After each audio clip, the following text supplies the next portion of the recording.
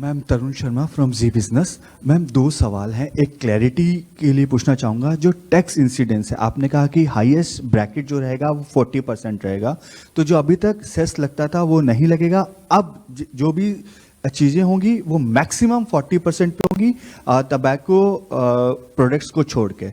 और दूसरा सवाल मैम, जो अनमैन्ड एयरक्राफ्ट्स, एक ड्रोन के लिए भी एक एजेंडा था, क्या मैम उस पर भी कोई फैसला हो पाया? एक चीज़ मैम, एक क्लैरिटी और चाहेंगे कि जो डीलर्स के पास अभी गाड़ियां खड़ी हैं, यदि वो 22 तारीख से पहले 22 तारीख के बाद बिकती हैं तो वो किस कैटेगरी में आएंगी? क्या वो जो अभी का जो टैक्स स्ट्रक्चर है उसमें कैलकुलेट की जाएंगी या नए वाले टैक्स स्ट्रक्चर में कैलकुलेट की जाएंगी? शुरू में जैसे माननीय मंत्री ने आपको बताया कि ये हमारा अब 2 रेट जीएसटी स्ट्रक्चर हो गया है। तो 5 और 18 are the rates.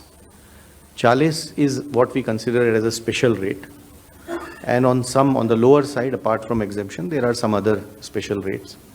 Special rates are meant to take care of either very unique sectors or unique requirements or certain policy positions that government may have had on those. Typically, the special rates are considered special because they are not by their very nature part of a general structure. So they are not expected to be open-ended. It is not like this is a rate, then you can swing people things between here and there. 40 is expected, items have been identified and positioned there. This is the way in which, that is why this is called GST rate rationalization structure. So it's a rate structure itself which has been rationalized, within which then certain principles have been followed to fit things. That is point number 1. What was your second question? I would suggest that specific items and procedural issues off the cuff response will not be a good idea. Department will be issuing detailed instructions about everything, and we will see to it that those who need it receive it in transparent fashion, in a timely fashion.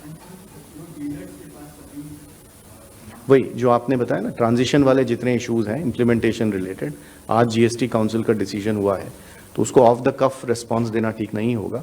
वो हमारा department detail में सारे issues को address करते हुए जवाब देगा उसका।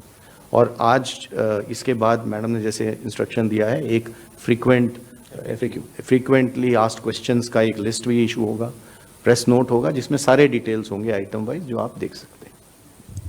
189